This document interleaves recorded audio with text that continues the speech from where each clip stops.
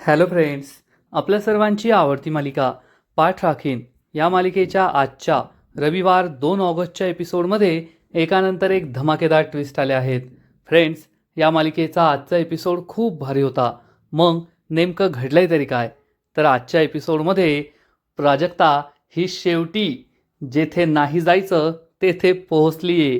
तिला इतका त्रास दिलाय सुलक्षणाने, इतका त्रास दिलाय की मग मामी ही सुद्धा प्राजक्तासमोर भीक मागत बसली की प्राजक्ता, जसं तू तुझ्या मामाला वाचवतीये तसंच आपलं घरसुद्धा वाचव, आपलं घर परत आण.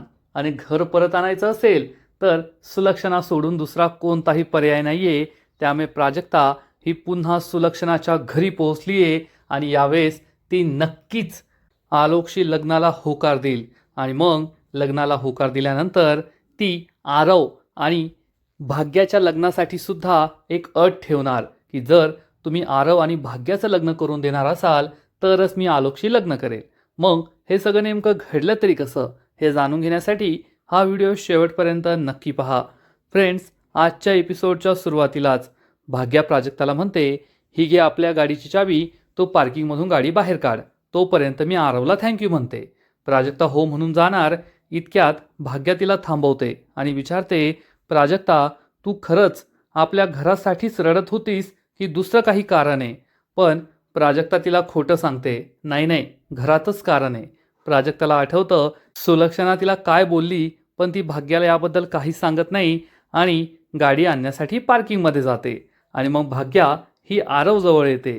प्राजक्ता या दोघांचं बोलणं ऐकत असते आणि भाग्या ही आरवला म्हणते, मी माझे शब्द मागे घेते. आरव विचारतो, ओ इज इट, कोणते शब्द मागे घेताय तुम्ही? तर भाग्य सांगते, मी ते तुला काल माकड म्हणाले होते ते शब्द मी मागे घेते. या दोघांचं असं छान छान बोलणं, केमिस्ट्री प्राजक्ता पाहतच राहते. तर आरव म्हणतो, तसं तुम्ही मला एक्झॅक्टली माकड नव्हता म्हणाला, तुम्ही मला मध्ये मध्ये कडमडणारा माकड म्हणाला होता. भाग्य हसते आणि म्हणते, तू मध्ये मध्ये कडमडणारा माकड नाहीये, उलट तू वेळेवर, योग्य वेळेवर येणारा चांगला माणूस आहे. त्या दिवशी मग माझं लग्न असेल किंवा मग काल इंटरव्ह्यू असेल किंवा मग आज प्राजक्ता, या सगळ्यांसाठी तू वेळेवर धावून आलास आणि आम्हाला योग्य जागेवर पोहोचवलंस, त्यासाठी खूप खूप थँक्यू. आणि भाग्या ही थँक्यू म्हटल्यावर आरव तिला यॉ वेलकम म्हणतो. प्राजक्ता हे सगळं पाहत असते आणि भाग्या हात मिळवण्यासाठी हात पुढे करते. आरव तिच्याशी हात मिळवणार इतक्यात भाग्य हात मागे करते, हसते. आरव म्हणतो, काय यार, दिस इज नॉट फेअर. तर प्राजक्ता ही सगळं पाहत असते आणि भाग्या सांगते, जेन झीच्या भाषेत तुला सांगायचं झालं तर आय एम बॅडी. आणि आरव तिच्याकडे एकटक पाहतच राहतो. भाग्या म्हणते, माझ्याशी हात मिळवणं एवढं सोपं नाही आहे, त्यासाठी खूप सारे पापड लाटावे लागतात. आरव म्हणतो, खरंच? भाग्या म्हणते, नाही, चेष्टा करत होते. तू खरंच आज प्राजक्ताची जी मदत केली आहे ना, त्यासाठी खूप खूप थँक्यू. आरव तिला म्हणतो, कसं आहे ना, मला तुमच्या दोघी बहिणींचं कळालं आहे की तुम्ही दोन्ही बहिणी कितीही दुःखी असला किंवा कितीही आनंदी असला ना तरी एकमेकींसमोरच व्यक्त होणार, दुसऱ्याला काहीच कळू देणार नाही. म्हणून त्या दिवशी मी तुम्हाला प्राजक्ताजवळ घेऊन गेलो आणि आज प्राजक्ताला तुमच्याजवळ घेऊन आलो, तेवढं मला कळलं आहे. तर भाग्य विचारते, तुला एवढं कळत आहे का आता आमच्याबद्दल? तर आरव सांगतो, तुमच्याबद्दल जाणून घेणं एवढं सोपं नाही आहे, पण हळूहळू प्रयत्न करतोय. तर भाग्य म्हणते, आज आहे ना, माझा इथे नोकरीचा पहिला दिवस होता, तर मला कुणीतरी फुलं पाठवली होती आणि मला त्याला थँक्यू म्हणायचं होतं. आरव म्हणतो, यॉ वेलकम. भाग्या विचारते, काय? आरव म्हणतो, म्हणजे ज्यानी कोणी पाठवली असेल त्याला तुम्ही थँक्यू म्हटल्यावर तो तुम्हाला यॉ वेलकम असं नक्की म्हणेल. पण तुम्ही माझ्याकडे का पाहताय? मी तुम्हाला फुलं पाठवली नाही आहे आणि मी तुम्हाला फुलं कशी पाठवेल? तुमच्या वर्कप्लेसचं नाव संरक्षण आहे हे मलासुद्धा माहीत नव्हतं. भाग्या म्हणते, पण मी तुला कुठे म्हणाले की फुलं तूच पाठवली आहे? तू तर हे स्वतःहूनच बोलतोय. आरव म्हणतो, नाही नाही, मी सुद्धा कुठे म्हणतोय की मी फुलं पाठवली आहे? मी नाही फुलं पाठवली, मला काय माहीतच नव्हतं, मग मी फुलं तरी कशी पाठवणार? तर भाग्या म्हणते, हो खरं आहे, पण जर का लिलीची फुलं पाठवली असती तर जास्त छान झालं असतं. आरव विचारतो, लिलीची फुलं? तर भाग्य सांगते, हो, मला लिलीची फुलं खूप आवडतात, कारण ती खूप ब्राईट असतात ना, एकदम प्राजक्तासारखी.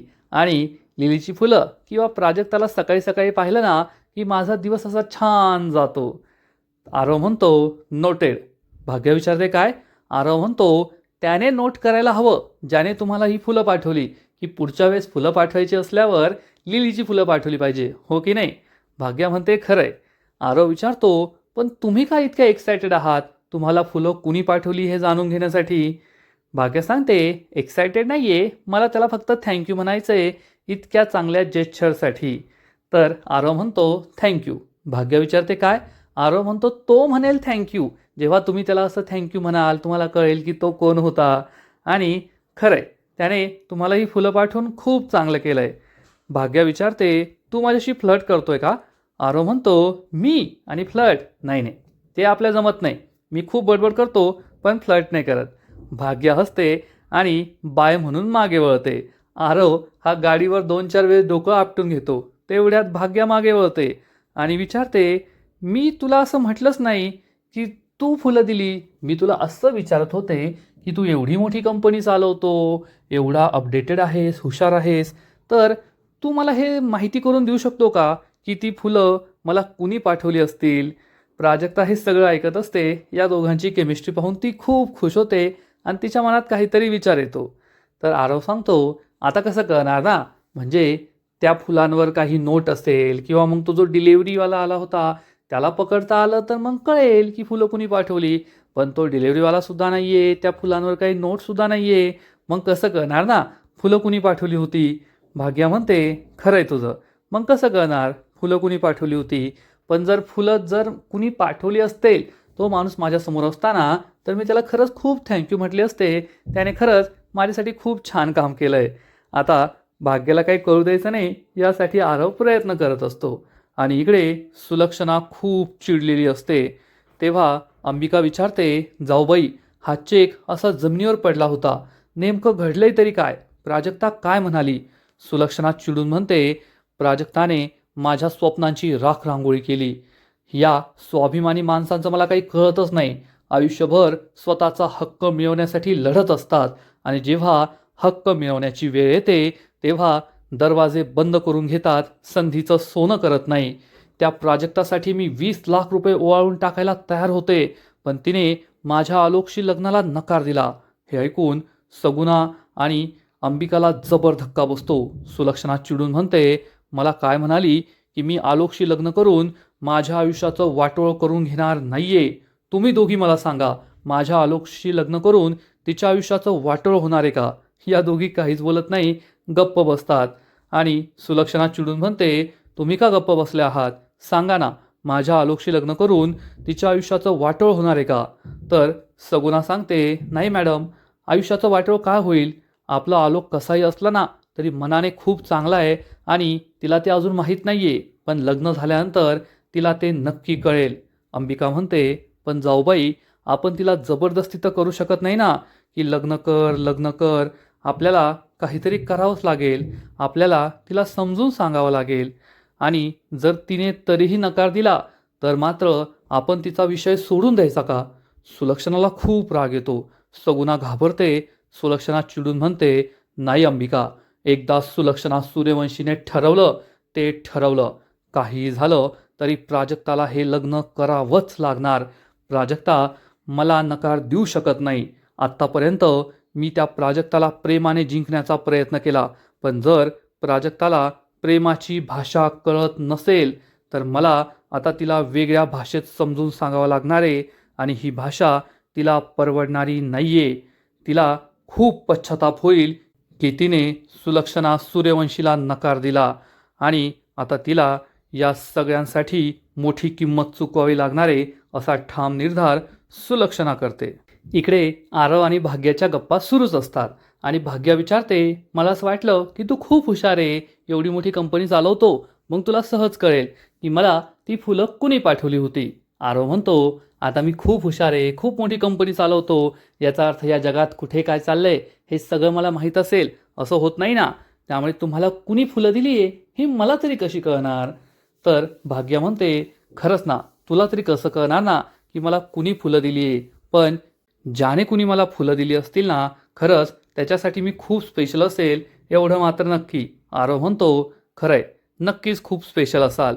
आणि तेवढ्यात प्राजक्ता भाग्याला आवाज देते आणि भाग्या म्हणते, हो हो येते, पहा ना हा किती गप्पा मारत बसलाय, मी विसरूनच गेले की आपल्याला घरी जायचंय.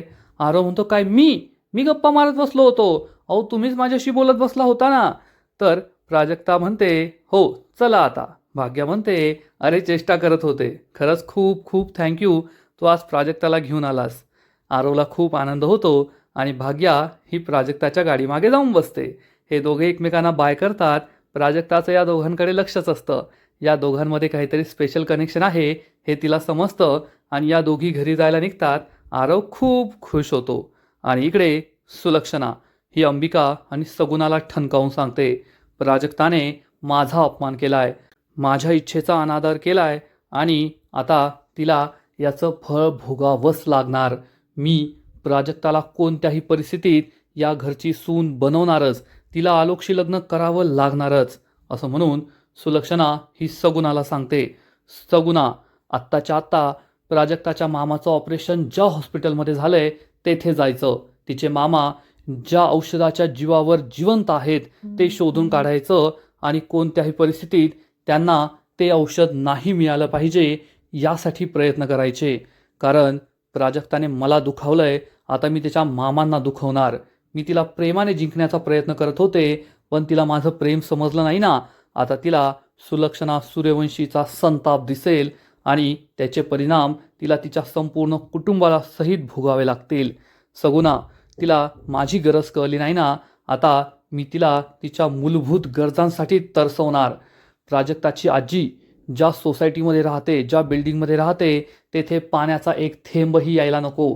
पाण्याच्या एका थेंबासाठी ती तरसली पाहिजे, तिचं संपूर्ण कुटुंब तरसलं पाहिजे. तेव्हा तिला कळेल की सुलक्षणा सूर्यवंशीला नकार देण्याचा काय परिणाम होऊ शकतो. हे सगळं ऐकून अंबिका आणि सगुणा खूप घाबरतात. सगुणा ही सगळी कामं करण्यासाठी तयार होते आणि इकडे आई आजीच्या घरी वैद्यबुवा पेपर वाचत बसलेले असतात आणि चारू ही किचनमध्ये काहीतरी काम करत असते. तेवढ्यात तृप्ती ही आंघोळीसाठी बाथरूममध्ये जाते आणि वैद्यबुवांना पेपर वाचता वाचता खोकला सुरू होतो. त्यांना खोकला सुरू होतो, पण आता आई आजीचं घर एवढं मोठं आहे की चारूला काही ऐकूच येत नाही.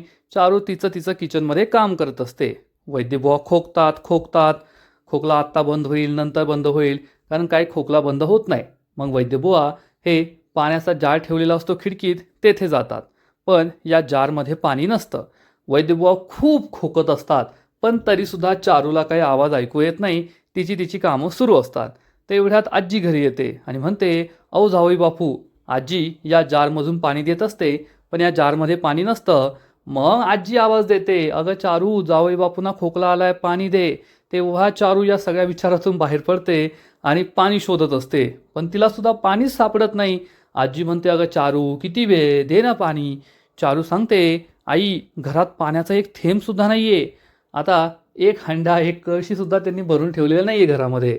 आणि चारू पुढे येते आणि सांगते, घरात पाणीच नाही आहे, पाणी संध्याकाळी जातं का? आजी सांगते, नाही गं, पाणी तर जात नाही. आणि तेवढ्यात त्यांना बाहेर 2 बायका बोलताना दिसतात की बिल्डिंगमधलं पाणी कसं संपलं. या आजीच्या घरी खूप पाहुणे आलेत ना, त्यांनी सगळं पाणी वापरलंय म्हणून पाणी संपलंय. हे ऐकून आजी खूप चिडते, बाहेर येते आणि म्हणते, वा ग वा, आज 1-2 दिवसात माझ्या घरी पाहुणे आले तर पाणी संपायला लागलं, पण तुम्ही धुणी भांडी करता तेव्हा पाणी संपत नाही. ए बाई, तुझा मुलगा 4-4 बादल्या घेऊन जातो गाडी साफ करायला, तेव्हा पाणी संपत नाही. या बायका तोंड वाकडं करून तेथून निघून जातात आणि इकडे वैद्यबुवांना खूप त्रास होत असतो. तेवढ्यात तृप्ती ही रागारागाने बाहेर येते आणि आजीला विचारते, ओ आजी, सगळ्यांची आंघोळी झाली, मी आंघोळीसाठी सकाळपासून थांबले आणि माझ्याच वेळेस पाणी कसं काय गेलं? आजी म्हणते, ए गप ग, घरात पाणी नाहीये, उगाच धिंगाणा घालू नकोस. इकडे वैद्यबुवांना खूप त्रास होत असतो. तेवढ्यात कौस्तुभ घरी येतो. चारू विचारते, औषधं भेटलीत का? कौस्तुभ सांगतो, नाही ना, ही औषधं कोठेच नाही भेटली, सगळीकडे आउट ऑफ स्टॉक आहेत. त्यामुळे सगळ्यांना मोठा धक्काच बसतो. आजी म्हणते, घरात पाण्याचा थेंब नाही, औषधं नाही, हे सगळं काय होतंय? तृप्ती कौस्तुभला हात पकडून बाहेर घेऊन जाते आणि म्हणते, कौस्तुभ, मला आहे ना आत्ताच्या आत्ता आंघोळीसाठी मिनरल वॉटर घेऊन ये. कौस्तुभ म्हणतो, अगं काय बोलतेस, तुला तरी कळतंय का? तर तृप्ती म्हणते, नाही कौस्तुभ, मी अशा परिस्थितीत तेथे नाही राहू शकत. तू आत्ताच्या आत्ता माझ्याबरोबर माझ्या माहेरी चल, आपण तेथे जाऊन राहूया. पण कौस्तुभ यासाठी स्पष्ट शब्दात नकार देतो. आजी तेथे येते आणि म्हणते, कौस्तुभ, तू येथे काय बोलत बसलाय? तेथे तुझ्या बाबांची काय अवस्था झाली आहे? तुला तरी कळतंय का? जा, आत्ताच्या आत्ता त्यांच्यासाठी पाणी घेऊन ये आणि बाहेर पाण्याचा नळ आहे, तेथून 4-6 बादल्या घेऊन ये. आता एवढी माणसं घरात आहे तर पाणी लागेल ना. आणि हे चोंबडे, तू सुद्धा जा. तर ही चोंबडी म्हणजे तृप्ती म्हणते, आई आजी, अडलंय माझं खेटर, नाही जात मी. आजीला मोठा धक्काच बसतो. तेवढ्यात तेथे प्राजक्ता आणि भाग्या घरी येतात आणि या दोघी विचारतात, काय झालं मामी, मामाला बरं नाही आहे का? आणि चारू सांगते, हो ना, घरात पाण्याचा एक थेंबसुद्धा नाही आहे आणि यांची औषधंसुद्धा कुठे भेटत नाही आहे. हे ऐकून या दोघी खूप घाबरतात आणि प्राजक्ता म्हणते, मामी, आम्ही दोघी औषधं घेऊन येतो. प्राजक्ता आणि भाग्या घराबाहेर निघून जातात आणि इकडे तृप्तीचा धिंगाणा सुरूच असतो. वैद्यबुवांना खूप त्रास होत असतो. प्राजक्ता आणि भाग्या मार्केटमध्ये जातात, वेगवेगळ्या दुकानांमध्ये. एका दुकानात त्या मेडिकलवाल्याला विचारतात, औषधं का मिळत नाही आहे? हा मेडिकलवाला सांगतो, या कंपनीच्या गोळ्यांचा काहीतरी प्रॉब्लेम झाला आहे, म्हणून सगळ्या मार्केटमधला स्टॉक त्यांनी मागे बोलावून घेतला आहे. तुम्हाला गोळ्या कोठेच मिळणार नाही. प्राजक्ता आणि भाग्याला खूप मोठा धक्का बसतो. या दोघी मेडिकलच्या बाहेर येतात. आता काय करायचं हाच प्रश्न त्यांना पडतो. तेवढ्यात चारू भाग्याला कॉल करते. भाग्या फोन उचलते. चारू विचारते, औषधं सापडलीत का? भाग्या सांगते, नाही सापडली, पण आई काळजी करू नको, आम्ही औषधं घेऊनच घरी परत येऊ. आणि तेवढ्यात प्राजक्ताला एक आयडिया सुचते. प्राजक्ता सांगते, आपले ते मजुमदार काका आहेत ना, आपल्या मागच्या वाडीत राहतात, त्यांचंसुद्धा हार्ट ऑपरेशन झालं आहे. कदाचित ते सुद्धा मामासारखीच औषधं घेत असतील. त्यांच्याकडे औषधं असतील ना, आपण त्यांच्याकडून घेऊन येऊया. ही आयडिया भाग्याला खूप आवडते आणि भाग्या लगेच या काकांना कॉल करते. त्यांच्याकडे ही औषधं असतात आणि थोड्याच वेळात प्राजक्ता आणि भाग्या या काकांच्या घरी पोहोचतात. काका त्यांना औषध देतात. या दोघींना खूप आनंद होतो आणि भाग्य विचारते, काका याचे किती पैसे झाले? तर हे काका सांगतात, एकही पैसा झाला नाही, कारण वैद्यबुवांचे माझ्यावर खूप उपकार आहेत. त्यांनी वेळेवर माझा आजार ओळखला, म्हणून माझं ऑपरेशन झालं, म्हणून मी आज जगतोय. तुम्ही हे औषधं घेऊन जा आणि त्यांना बरं वाटल्यावर मला सांगा. प्राजक्ता भाग्या हो म्हणतात आणि औषधं घेऊन लगेच घराकडे यायला निघतात. इकडे कौस्तुभ घरी पोहोचतो. त्याने पाण्याची बाटली आणलेली असते, परंतु औषधं काही मिळालेली नसतात. त्यामुळे सगळ्यांना खूप टेन्शन येतं.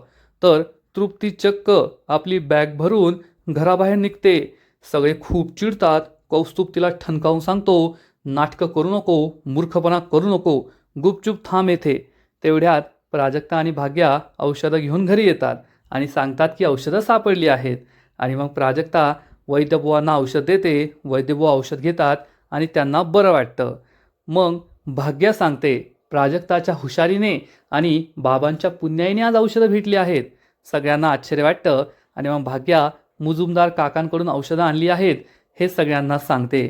त्यामुळे घरातले सगळेच खूप खुश होतात. चारूसुद्धा खुश होते की आज प्राजक्ताच्या हुशारीमुळे हे सगळं झालंय. परंतु प्राजक्ता सगळ्यांना एक शंका बोलून दाखवते की आपल्यावर एवढी संकटं का येत आहे? आधी मामाची औषधं मिळत नव्हती, मग घरातलं पाणी गेलं, हे सगळं का घडतंय?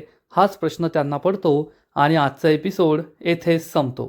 फ्रेंड्स, पाठ राखीन या मालिकेचा आजचा एपिसोड खरंच खूप भारी होता, इंटरेस्टिंग होता.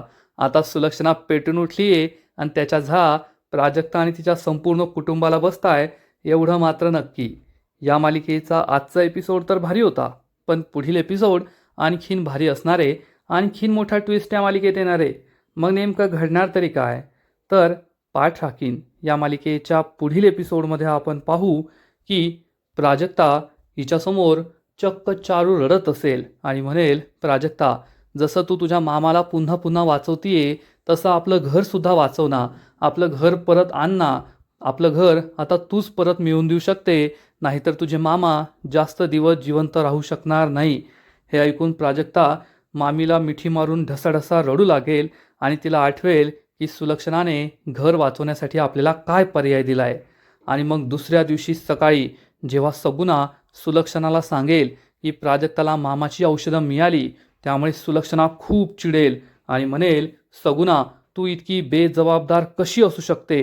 येथे प्राजक्ताला त्रास देण्यासाठी, तिला आलोकशी लग्न करायला मनवण्यासाठी मी काही करतीये आणि तू इतका हलगर्जीपणा कसा करू शकतेस? त्यांना औषधं कशी मिळालीत? आणि त्याच वेळेस चक्क प्राजक्ता तेथे येईल आणि प्राजक्ताला पाहून सगळेच घाबरतील. मग आता प्राजक्ताने हे सगळं ऐकलंय का? तिला हे सगळं सत्य कळलंय का? हे पाहणं खूप इंटरेस्टिंग असणार आहे. आणि जर प्राजक्ताला हे कळलं असेल तर मग प्राजक्ता काही झालं तरी लग्न करायला होकार देणार नाही, एवढं मात्र नक्की. पण आता प्राजक्ता लग्नाला होकार द्यायलाच आली असेल तर ती आरव आणि भाग्याच्या लग्नाचा विषयसुद्धा काढेल असंच दिसतंय. तर फ्रेंड्स, तुम्हालासुद्धा पाठ राखीन ही मालिका आवडते का? नक्कीच कमेंट करून सांगा.